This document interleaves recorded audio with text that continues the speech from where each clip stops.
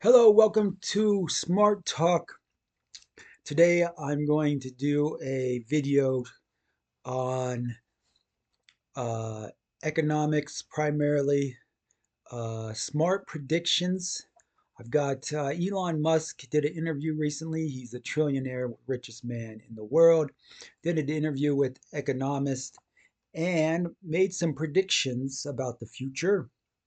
And I decided this would be a good video episode for Smart Talk, the second show, to see if to discuss, talk about economics and his predictions for the future.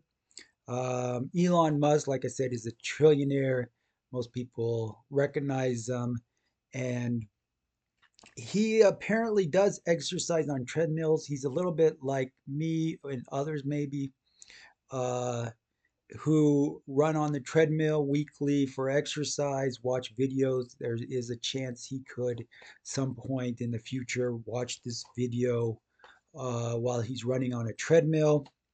Um, Therefore, yeah, I decided to to really listen to his predictions and try to determine if his predictions are smart or not. Obviously, he is a very smart person. However, are the predictions is his were his predictions very smart here in this interview? I'm not so sure. So we'll watch it. Also, one of the sponsors for this video is a supplement sponsor who HTLTsubs.com. Use code Hike More for any supplements such as Turk Builder Max or Turk Builder Platinum. If you're like myself or Elon Musk running on treadmills trying to stay fit, may want to use some supplements as energy or to stay healthy, use code Hike More at htltsubs.com for a discount. Also, you could buy my book if you're having trouble reading the Bible. My book maybe is a helpful book available at Amazon.com. You can find my video, Behave and Succeed with the Bible, and maybe have a better chance of becoming the next Elon Musk or working for Elon Musk and doing better in the future than without reading my book. So, with Elon Musk's interview with The Economist, I did go look for a book. What does this book remind me of? What does this interview remind me of? What book have I read? Like I've read a lot of books. What book have I read for doing a video? And the best book I've got, one of the really good books, is 50 Major Economists by Stephen Pressman. 50 major economics. This has 50 economics throughout time. What I'm going to discuss after listening to his interview is my favorite economists and what they did throughout history to help mankind. A little they maybe were a little bit like Elon Musk, but not maybe as wealthy. And then try and determine to maybe this book will help us determine if really is Elon Musk's prediction smart or not. Is he did he make a smart prediction or not? And then and after the interview, after we discuss these economics, I think we'll be better off trying to determine, maybe make our own prediction, or make a better determination if of Elon Musk's predictions on whether they're smart or not. So first, let's watch his interview, the beginning of his interview and his predictions. He starts off, it's about 10 minutes of predictions and talking about the future. So we're going to just watch here about maybe 10 minutes of him making some predictions on the future. Elon Musk, thank you so much for joining me on The Insider. Thank you for having us here at Tesla Giga. It is really hard to introduce you without using superlatives. I mean, you are doing, I think, more to build the future than literally anybody alive right now. I'm doing a lot of building in general. You're doing a lot of building? I'm sort of an instinctive builder, I suppose. I just like building things. You are, but you're building, I mean, run around building things all day long. You run around building a lot of things. Yes. You pioneered electric vehicles, you've revolutionized space travel, you've got a cutting-edge AI model now, humanoid robots. Can we start this conversation by you putting all of this together? Yeah. Tell me what the world's going to be like in, let's say, 10 years, if you succeed. 10 years, so we're talking 2036. Yeah. Hopefully we'll both be around. Hopefully, yes. We can. Probably. Most likely, we will be. It's hard to imagine the future where there's not an overwhelming amount of artificial intelligence. Meaning, like in 10 years, I would expect artificial intelligence to be far greater than the sum of human intelligence. Like, far greater. In fact, I think AI may exceed the sum of human intelligence in around 5 years. In 5 years? Roughly 5 years is my guess. So there really won't be anything that AI can't do better than humans, apart from being human, perhaps. At a more prosaic level, what will life be like?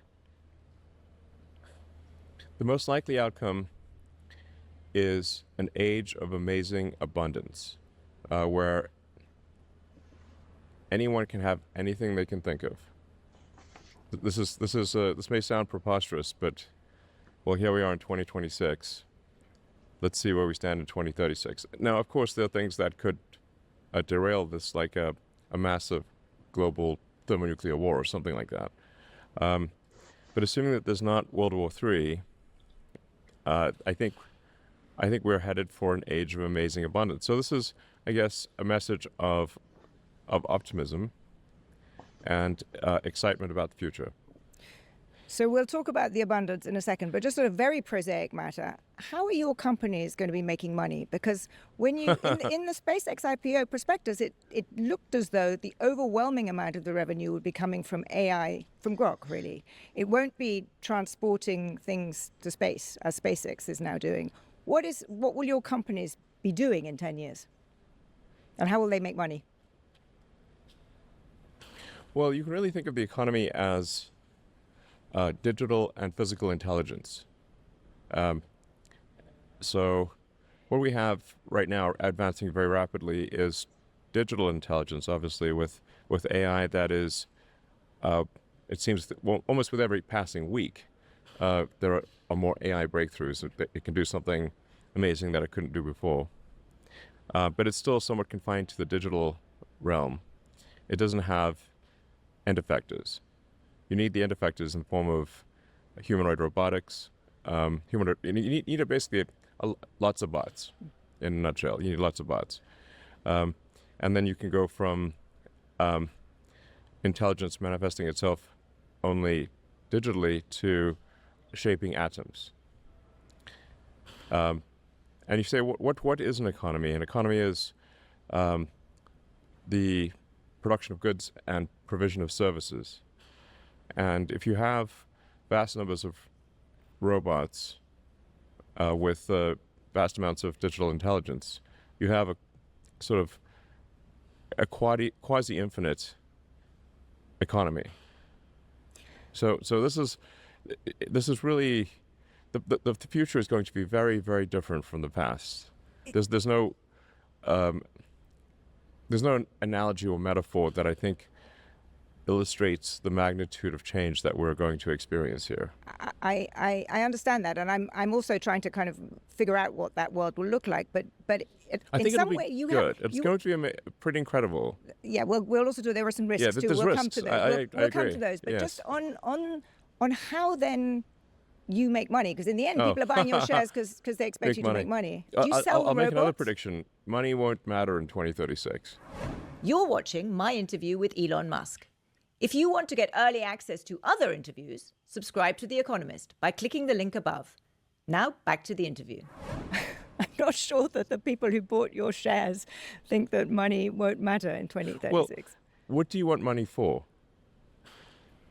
you want money for goods and services, right? You want money for obviously food, housing, transport, entertainment.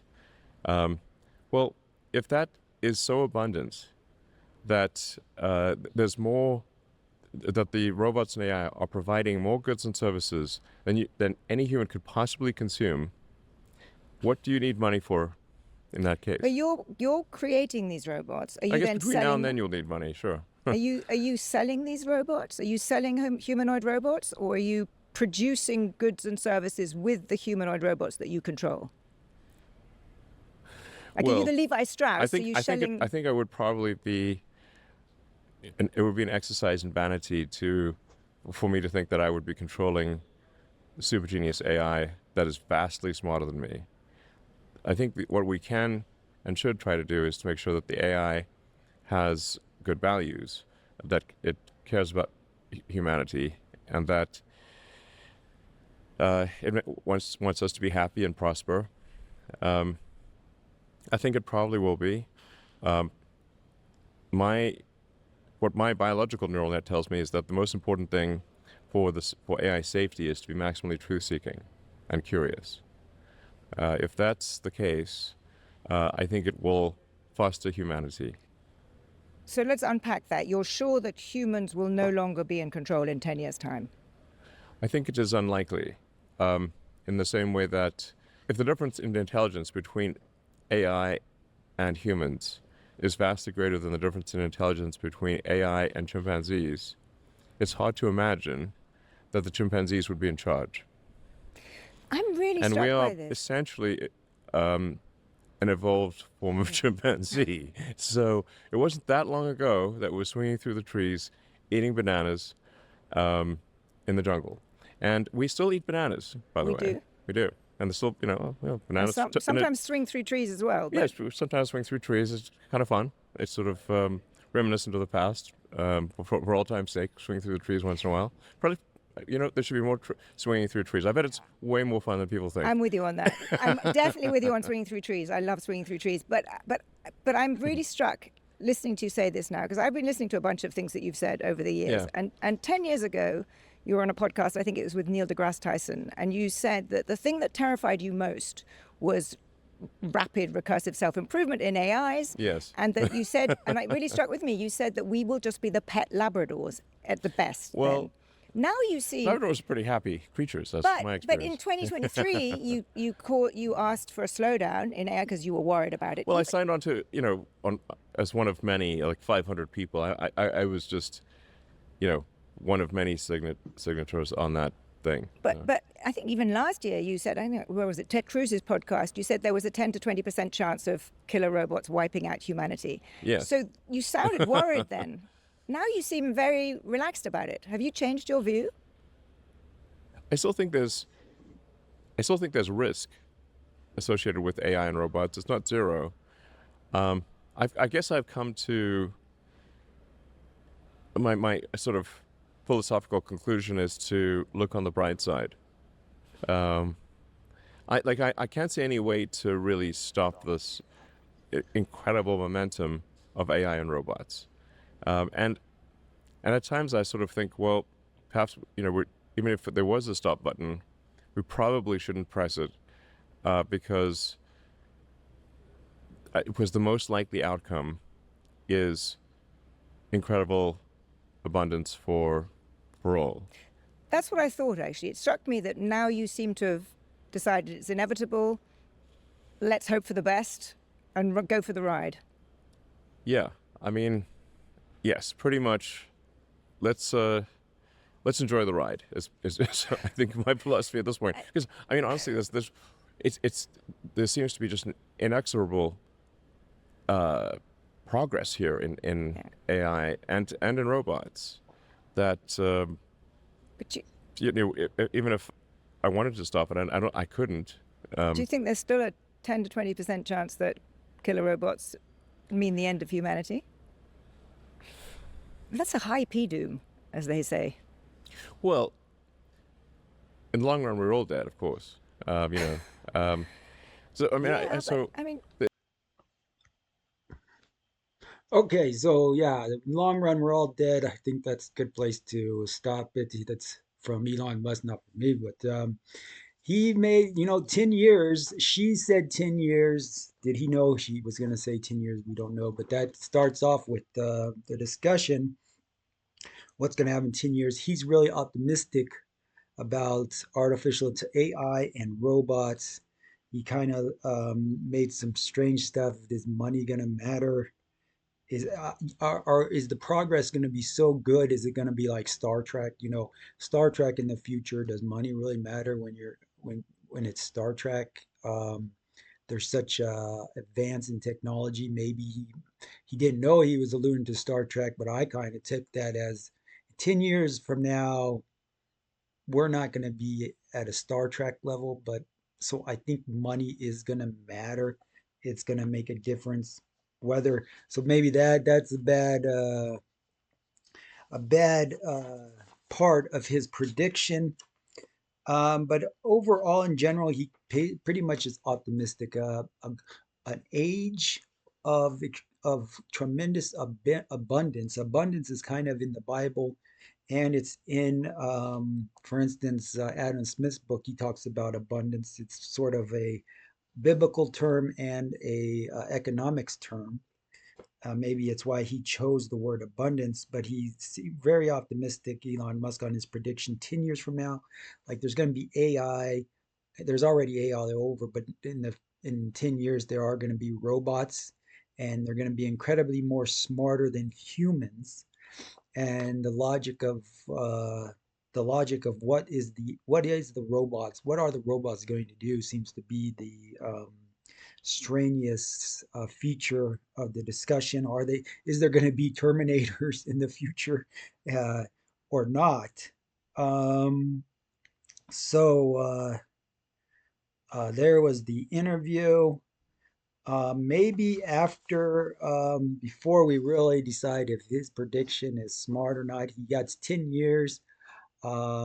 He's predicting maybe a golden age of abundance in 10 years because of AI and robots. He's given the reasoning. Um, he's kind of specific with saying some things like money isn't going to matter. So he got sort of a smart prediction. Um, is it really likely? I would say this idea of no money is not is interesting, is very strange.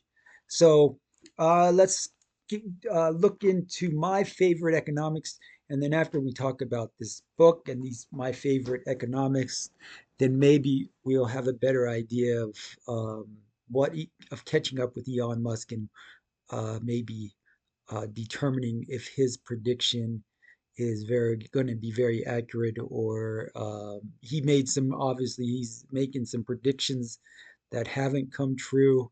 Obviously, he did make the exception. Well, as long as there's not a World War III, maybe then his prediction is good. uh, Very difficult to say. I guess maybe there won't be a World War III, but maybe there is some sort of, the way he sounded, there may be some sort of war where robots are like Terminators. And I really don't think that's being in a war with Terminators is a good idea at this point. So first, before we make a final decision on whether his prediction is smart or not, because really is he very specific? I'm not sure if he's very specific. What is the abundance? He thinks abundant, or all the people who's going to have. Obviously, he's rich. He has abundance right now. In 10 years, is he going to be richer and richer and have more? I think the specific part is he very specific, and so I'm not sure about him being so specific with his prediction, and therefore he may not be a very smart prediction. But first off, let's talk about my favorite economics, and then maybe we'll have can give a better idea, better be a little bit smarter about criticizing Elon Musk. So the first economist in this book that I thought was really good is we can pull, let's see here. I got this AI we can use, and I just put in here summarize Gemini. I kind of been using Gemini, and it has all the list of the economists in this book, 50 of them. And so the first one I'm going to mention that I really think is good to mention is Adam Smith. Father of modern economics, introduced the concept of the invisible hand, division of labor, and free market. I'm not so sure I agree with this description, free market capitalism, that he did this, but they do call him the classical school, classical economics, Adam Smith. So let's first talk about Adam Smith, and then see who's next after that. Maybe I'll just pull up this screen again. So Adam Smith, he wrote the book, pretty much the book of answers to at the time, and for a long time the book of answers in the Wealth of Nations, 1776. This was an interesting time. Why was it an interesting time? Because the American Revolution. It was a time where Adam Smith was in the empire. There was an empire of the Great Britain had an empire, and this was an interesting time when he wrote this book. Why did he write this book? To me, and this is my view, my perspective, but historically speaking, he may have wrote this book because slavery was becoming outlawed. The British Empire was starting to get rid of slavery. And in 1772, for instance, there was a judge in London who made a ruling, and pretty much after his ruling, people knew it was just a matter of time before slavery was going to be outlawed in Great Britain. And this is another reason why the American Revolution may have happened, because slavery was going to be outlawed, and many people in America didn't were really hopeless at the time. I think they were being charged lots of taxes. This was an interesting time in America. Taxes were high with Great Britain. They wanted to outlaw slavery. Nobody knew what was really going to happen. And Adam Smith wrote the book, The Wealth of Nations. He tried to really write a book of answers. And you may not want to call him the father of free market capitalism, but the father of economics. He kind of created the subject of economics. Before him, it was just political science. There was political science, there was different types of sciences. And after him, after his book, there was a separate subject called economics. He kind of is the father of economics, right? And so um, his book kind of helped explain what's going to happen when there's no slavery. His book basically explained how money should be used, uh, and to pay people wages for working hourly salary, and they shouldn't be slaves. They are more productive when they're paid. He has a lot of stuff in his book, and he was the main guy for several years. Of course, American had the Revolution, and then after he wrote his book, 1807 Slave Trade Act. Um, and then 1833, there was a Slavery Abolition Act. There was abolitionists in America who would eventually get rid of slavery with the Civil War. But in 1833, Great Britain basically finally got rid of all slavery and the slave trade. And his book basically helped people go from slavery to the real world, to paying people for work and not having slaves. His book was kind of the book of answers on there. The division of labor, so to speak, is one of his main contributions in the book. The other contribution I think he made was to help the French Revolution, in that he has a lot of information on property taxes, how property taxes can help with an economy. For instance, in I'm going to use France as the example, but in France they had a monarchy, they had a bunch of royal people who owned the land, and it was really a bad scenario in France.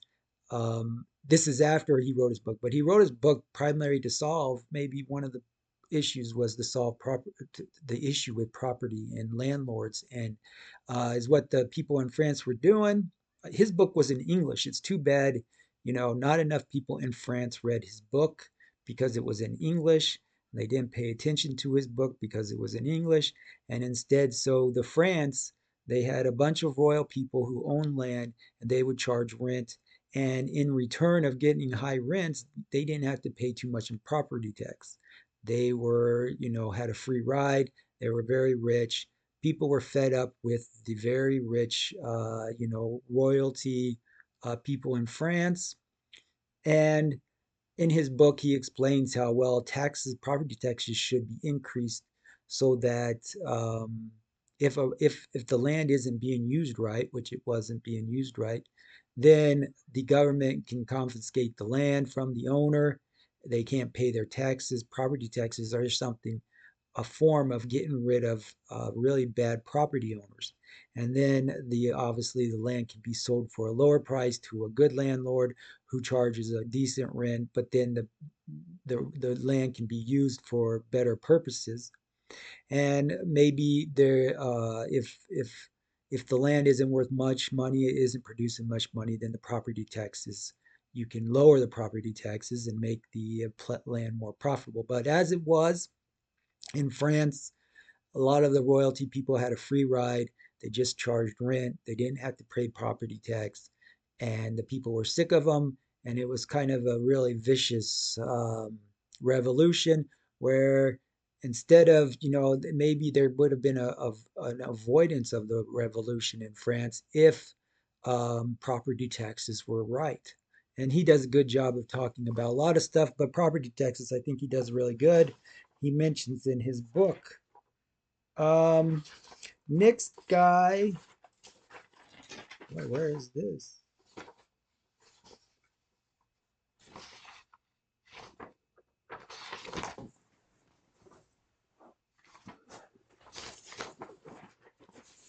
Next, economics, who I think is really worth talking about.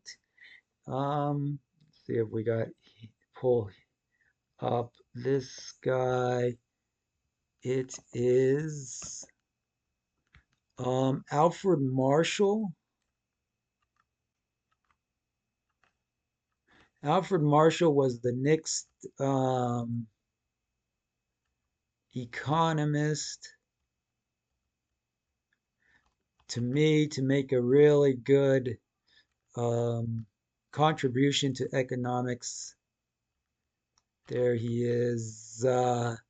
Alfred Mark popularized partial equilibrium analysis, price elasticity of demand in the famous supply and demand curve. He does the supply and demand cross, Alfred Cross, and publishes a book, 1890, Principle of Economics. And this helps people move away from Adam Smith so much, start talking about the supply and demand curve in 1890, um, and help people kind of manage the economy, manage their businesses better. Here is an example of some supply and demand curves. Here's a business example, supply and demand. Essentially, with these curves, the idea was people will bargain with each other with supply and demand and have an equilibrium. They'll come to an agreement with price and quantity. And so here, this example I have where businesses, they like inventory. So they will mark up the price. And with new products, they'll mark up the price. And they won't, and so they'll have inventory. They won't sell out. And then as time goes by, as products become old, they sell more and they sell more and they lower the price. And then, so really, usually the equilibrium in the real world, equilibrium really is never reached. Usually there's inventory, and if there's inventory after a while, businesses will put the items up for sale and then they'll get rid of them and this idea of a price and quantity, this idea of a set price at equilibrium, it really is not an exact science because businesses want inventory. Another example is with employment, and it's the same concept of supply and demand. Essentially, after one thing I think Alfred Marshall did was help promote minimum wages because um, after he wrote wrote his book, it does seem like there were some minimum wage laws enacted. But is what he did say was with this chart, you can see how instead of bargaining all the time, if there's a minimum wage, there is always people who need work, who are looking for work. Just like there is inventory in business, there is unemployed people when there is a minimum wage. As long as the minimum wage is set high, higher than the equilibrium rate, which it is when it is set by politicians or governments, and so there's enough people to get work done that has to be done. As you can see here, also government wages are higher than minimum wage usually. So people usually want to work for the government a lot of times in America. They pay more. However, there isn't as many government jobs. And so, again, the amount of unemployed people varies, but uh, with this chart, it's obvious to tell that some jobs are pay higher. Some talented people, um, it's hard to be one of those talented persons sometimes to either work for the government or work at a really, get paid a lot of money. But these two charts and Alfred Marshall's supply and demand curve, this is what he contributed.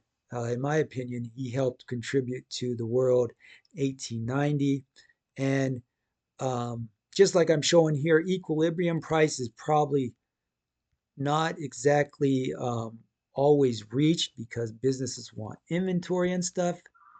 And one guy who noticed this, like I noticed this, is this guy down here, Thorstein Veblen. Um, Here it says, what does it say about him? Institutionalists who coined conspicuous consumption and analyzed how culture and institutions drive economic behavior. He basically said that Alfred Marshall and the equilibrium price and quantity is nonsense. It's not true. People don't always act rationally. He said sometimes people practice conspicuous consumption. They buy the richest car to show off. Um, they buy expensive clothes. They're not so rational. He said that people are irrational more than rational. Equilibrium is not real world facts. It's more like a fiction. It's only in. So he didn't like Alfred Marshall. So right then he wrote his book 1899. There's sort of a split between economics. Some people they thought Alfred Marshall was right, and they thought the supply and demand curves were awesome. Others agreed with Thorsten Veblen that people are more irrational and are more likely to practice conspicuous consumption than other things. And so there was a split in economics. The first split in economics that you had sort of classical people like Adam Smith and Alfred Marshall, and then you had the non-classical, the non-conformist, so to speak, in Thorsten Veblen.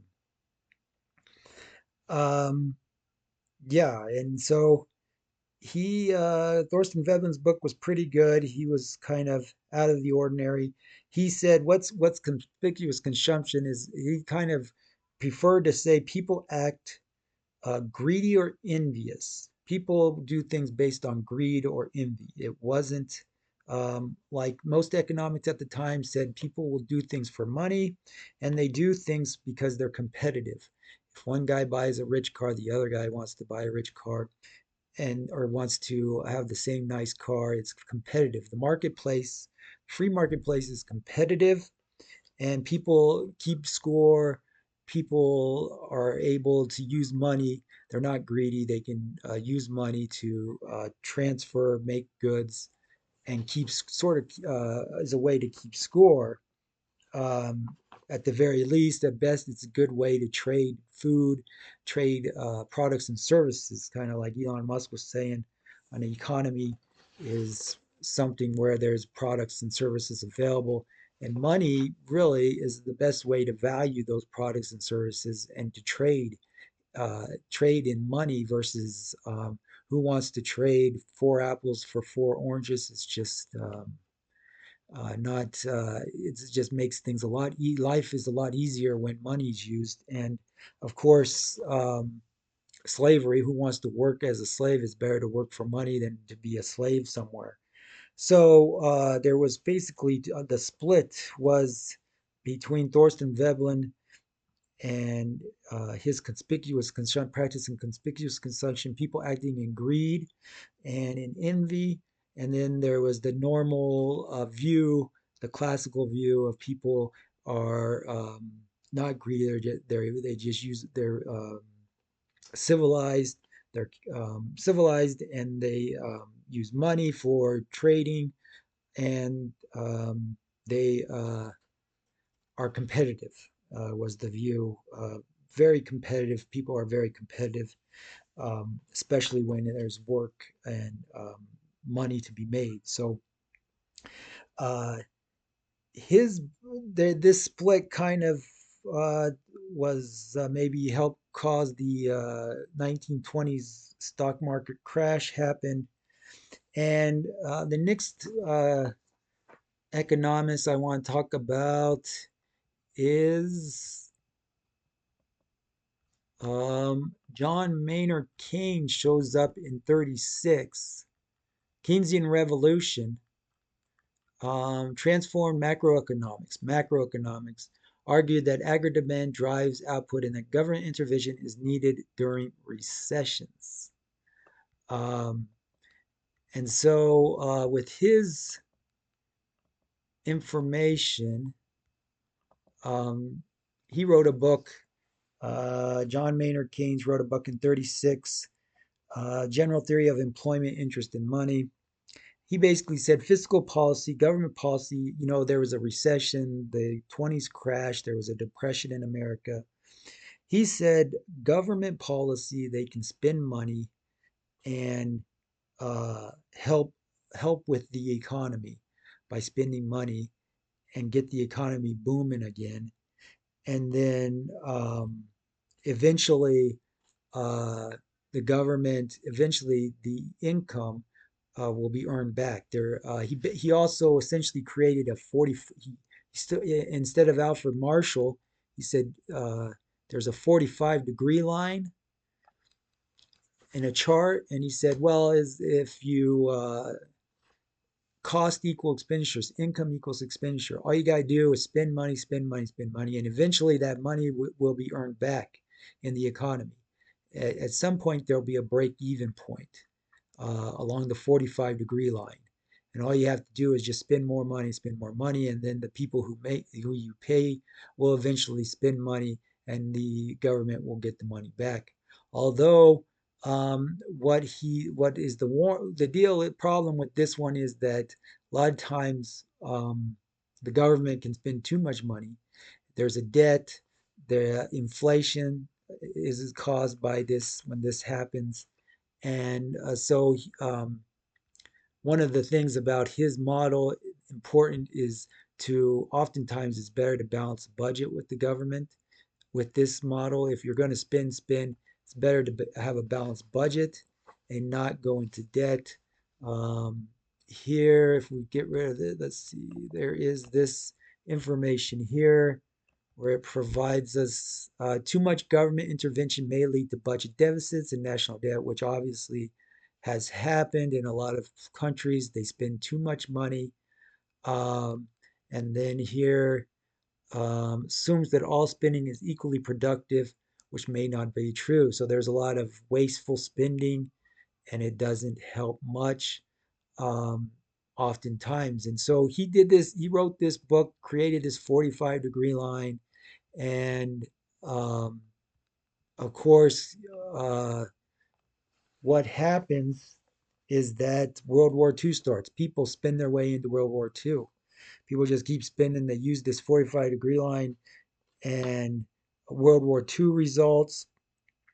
Of course, some countries they don't balance the budget they spend. They have a huge debt. They run up a huge debt um, to try to win the war. In the long term, we're all dead, so most of them try to produce all they can. Obviously, America, Great Britain produced the most weapons and were able to win the war.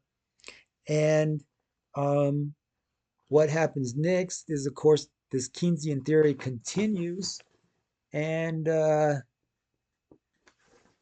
there's a Cold War, a nuclear arms race, because America, well, obviously got to build enough missiles to win a nuclear war against Russia. Russia is in the same boat. They want to build as many nuclear war um, um, missiles to win a war versus America.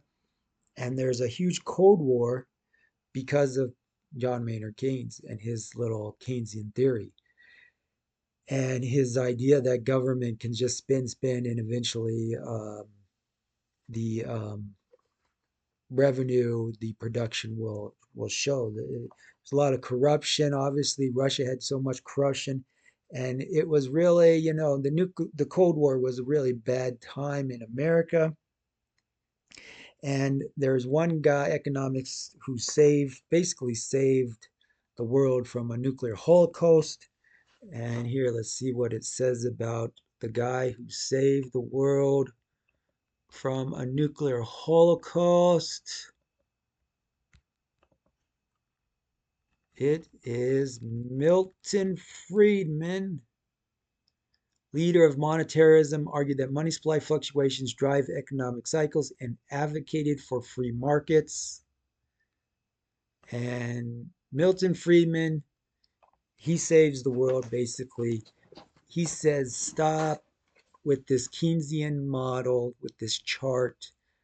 Um, the real deal in the real world, monetary policy is more important than fiscal policy. And how's monetary policy? Well, and uh, he's becomes real popular in the 60s, 70s, 80s, and he helps win the nuclear war because he says instead of worrying about building missiles, it's better to keep the interest rates low, inflation low, and then the government will produce more and raise more money in tax revenue. And balancing the budget isn't as important. It's good to balance the budget, but it's not as important um, because in the future, the budget should be balanced because the economy will grow, the government will collect enough tax revenues in the future, and the government will be able to pay all for its expenses. And instead of just building and building government spending and obviously wasting money like Russia did. Russia, they didn't follow Milton Friedman's advice. They built a bunch, they went in huge debt, and eventually they went bankrupt essentially and couldn't keep doing what they were doing. It was unsustainable what they were doing. Whereas America, they listened to Milton Friedman. They stopped spending too much money with wasteful spending. They kept inflation down. They lowered the interest rate. The Fed, monitored the cash flow, monitored money in America and the bonds rate. They made the interest rates low, and lo and behold, with the taxes, the government started collecting more in taxes. Businesses started to produce more. Uh, the American economy grew even larger than it already was. And Milton Friedman saves the day. Pretty much, Milton Friedman, with his monetary policy, he saves the day. And so now we're kind of where we're at now. Milton Friedman has since passed, but we're kind of where we're at now, where America's economy is doing awesome as long as inflation is low, interest rates are low.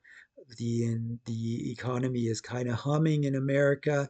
Not all the other countries have caught on, um, and so not all the countries have done very good. A lot of them are still looking at the Keynesian model. A lot of them are just trying to just make whatever, and there's a lot of corruption, there's a lot of wasteful spending, and there's a lot of budget deficits out in other countries as well. And so America has done better because of following Milton Friedman's lead. The next economist that I'm going to mention is the final last one, who's more recent. He invented econometrics, Jan Tinbergen. See what this says about Jan Turberkin. Where? Oh, here. Okay, here is Jan Turberkin. I don't think I can pronounce this right. Jan Turberkin, co-founder of Econometrics, developed macroeconometric modeling. So with this guy here, John Maynard Keynes' history, right? We're using trend analysis, we're using stats to do what's right in the economy, using econometrics, using statistical analysis, and making decisions, based on pretty much what artificial intelligence advises. They look at all the stats. This is where AI is going to be very helpful now and in the next 10 years. Is AI is going to be provide good advice as far as what's the trend in an economy. Is it better to what is best for the economy?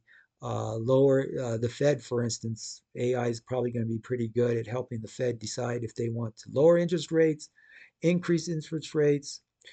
Businesses will look to AI econometrics to decide to raise their price, lower the price, make more of one item versus the other. And so this is the last economics that I want to mention um, in this book that is my favorite. There's basically, these are my favorite ones. They have influenced the world. Some have influenced the world for the better. Some have influenced the world for the worse. But essentially, I think there is really uh, two sides a lot of times to the story. There is the Adam Smith, the classical economists like Alfred Marshall and Adam Smith, who have become known as capitalists, who are who say people act because they're very competitive. Good people do good things because they're very competitive with each other.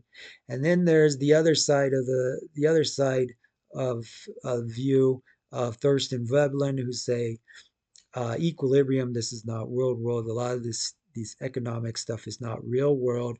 Fact is, people are not rational. Adam Smith would say people are rational, and Thurston Veblen would say people are not so rational. They're a little bit irrational. They practice conspicuous consumption. They act out of envy and greed. They do stuff because they're greedy and they're envy. And this is kind of still the split in economics on maybe what motivates people, and and for the most part though, um, that's the split I see it between the economics, these major 50 economics. um, so what does can we determine now if Elon Musk is smart? To me, people are going to need money. That's kind of past 10 years. That's like Star Trek. That's like 50 years from now. People aren't going to, but maybe, the economy, um, maybe the planet Earth is a little bit more like Star Trek in that it doesn't need money. But I think people are to stay motivated. People are going to continue to be competitive. I think that's bad. Um, a little bit too optimistic for 10 years, maybe sometime in the future when people are living more like Star Trek on spaceships and etc. Maybe he was thinking that when the economy is more like Star Trek, people don't need money. But I think in 10 years, people are going to still need money. Nobody's going to want to be a slave. I don't think slavery is going to be very viable option. If people work for a living, they're going to want to get paid money. They're not going to want to do it for free. They're not going to want to become some sort of indentured servant. And so in the future, I do think the money, I think his prediction about in 10 years, money isn't going to make, is going to be, it's going to be just as important. AI is going to be very helpful. They can help in trend analysis. I do agree and am optimistic that trend analysis is going to be very important in the next 10 years, and AI is going to help people with trend analysis. Robots, on the other hand, robots maybe in 10 years, all robots to me, I think for the most part, robots are going to probably drive cars, drive semis, and drive buses. How is robots really going to be? They're going to be a bunch of robots in 10 years. I think this is maybe 20, 50 years. Again, really, this is not 10 years. This is a longer time frame. So I don't think, while his prediction seems smart, it's just not enough time. 10 years is not enough time, in my opinion. In 10 years, robots may be driving cars, driving semis and buses, but they're not going to be as active as Elon Musk may be worried about. I don't think there's going to be Terminator robots, but AI is going to be important. Interesting thing about Elon Musk and his predictions with AI is, let's see if I can find this. What should we use Gemini? Um, does Thorstein mention machine processes? Interesting about this prediction with AI is Thorstein Veblen. Well, let's take a look at it real quick. Thorstein Veblen, I mentioned, he kind of says people act irrational. And the funny thing about it is in his books, he says um, machine processes should be able to help people act more rational. Um, he says that instead of being driven by profit, maybe people won't be driven by profit as much. Instead, it'll be by standardization, technological logic. Um, so the machine process maybe will help people not be so much for profit, but be for other things. And you can see that now, like with automotives, people are want safe cars and aren't driven by profit as much. Thurston Veblen, he wrote these books um, in the 1900s, and some of his predictions have come true in that machine process can help people not be so irrational. People will be more rational, act more rational with machine processes.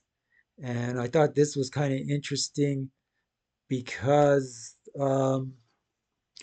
maybe AI will be very influential in the future with it being so smart, smarter than everybody. AI is going to provide a lot of good advice. And in return, people are going to do smarter things. They're going to live longer, healthier. Uh, he was, again, I'm going to kind of be a critic of Elon Musk here in being not specific about abundance. Abundance is in the Bible. He may have kind of just been this. This may have caught him off guard that she asked him the question right away. 10 years from now, what's going to happen 10 years from now? And so maybe he was caught off guard with his prediction and he used the word abundance. What did he mean by the word abundance? And so maybe with more careful thinking about the word abundance, I think of abundance. He did his IPO. So there's going to be a lot of people who do IPOs within the next 10 years. And money, in the stock market, people are going to be wealthier. Anybody who does an IPO with AI stock, It's going to be fairly wealthy. I think he kind of misled us by thinking that money doesn't matter. I think that was kind of disingenuous. AI advances in medicine, maybe he's something. I just don't see the. I see that money's going to matter. People are going to go do IPOs. This is IPOs are one of the fastest ways people become super rich. It's how he became super rich. How does he have so much money? He started a business. He took it public. He sold a bunch of stock. He became the richest man in the world. For him to sit there and kind of say money in 10 years is no big deal. This is kind of a bad, not smart. I would say it was not smart to, he was not specific enough in saying how money doesn't matter. Fact is, I wasn't convinced, right? I'm not convinced. And so maybe this was a bad prediction about money. Otherwise, right, AI is going to be very helpful. It's going to provide very good advice. People in medicine, people are going to live longer, healthier. They're going to because maybe robots, the best thing robots will be able to do in the future is diagnose disease and illness. Somebody is sick, they can maybe our robots will be better at scanning people, finding the cancer sooner than later, and so people will live longer and healthier because of AI and robots. Kind of wasn't specific enough for me. I'm going to say his prediction was not smart at this point because he just wasn't specific. And when I look at these his prediction and what I think of when I think of the specifics. I think of IPOs. I think IPOs are going to be very important. Businesses are going to people are just like him. It's the fastest way to become very rich, and it's not going to in 10 years from now. It's going to be the same IPOs going stock market, and people are going to get rich the same way as he did. Medicine, uh, modes of transportation, robots or AI are going to drive cars, uh, pretty much semis and the buses, probably taxis. Will they be driving cars? Will we be able to get in our car and AI takes over? I don't think in 10 years that's going to happen. I think it's more likely that semis are going to be driven by AI or robots, and buses maybe are driven by AI or robots, but cars are still going to be driven by people. Um, and so, as in 10 years, we're going to evolve this. People are going to be better off. However, um, yeah, I think if we wait and see in 10 years from now, this prediction is going to be um, his prediction is going to be too vague. He's going to say, "Well, I was right about this. I was wrong about this." Well, he was right about what AI and robots helping.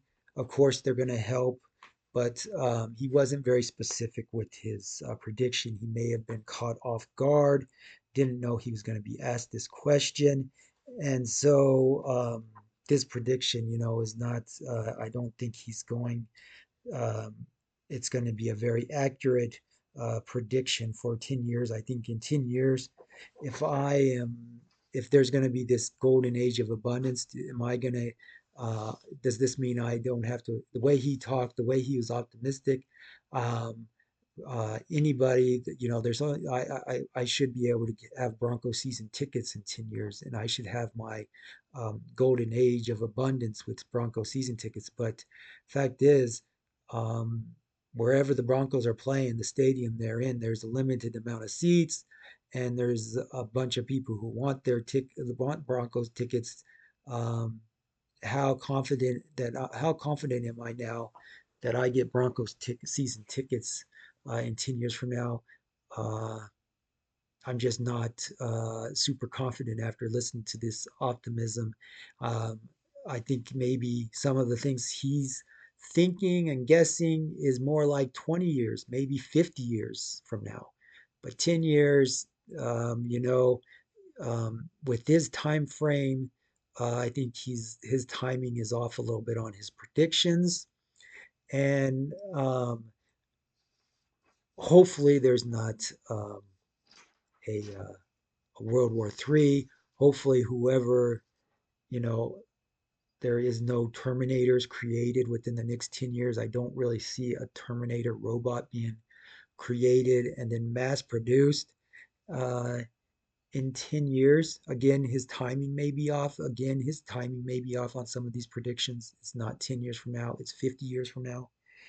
Maybe I'm wrong. Maybe he's a little bit more smarter when it should be a little bit more smarter with technology than me. But at this point, um, my guess is his time, he's not specific. He's not time, his timing bad. These are not smart predictions. He kind of is just winging it more so than anything else. And so to summarize, to end this smart talk, we've lasted an hour. If you want to learn more about the Bible and what it says about abundance, you may want to read my book on Amazon.com, Behave and Succeed with the Bible. If you're confused with some of the stuff in the Bible, if you want supplements, if you want to run on the treadmill more, if you want some energy, if you want some supplements like creatine, you can go to htltsubs.com, type in code hike for a code discount. You'll get a code discount if you type in hike more and exercise more. Good idea. Maybe run on the treadmill more. Elon Musk, again, he doesn't exercise a lot. He may be more of the bare minimum when it comes to running on the treadmill. Maybe, if anything, he could have predicted that he'll exercise more in the future. He did not. And so, maybe he'll end up at some point watching this video while on treadmill. It's difficult to say, but nothing else today for this smart talk. Hopefully you've enjoyed this smart talk. If you want to know more about economists, you can look them up. Use AI, use Google, use the AI on the internet, or maybe pick up this book, 50 Major Economists. Got a lot of good information in here on really good economics. My favorite ones, and how Milton Friedman pretty much saved the world.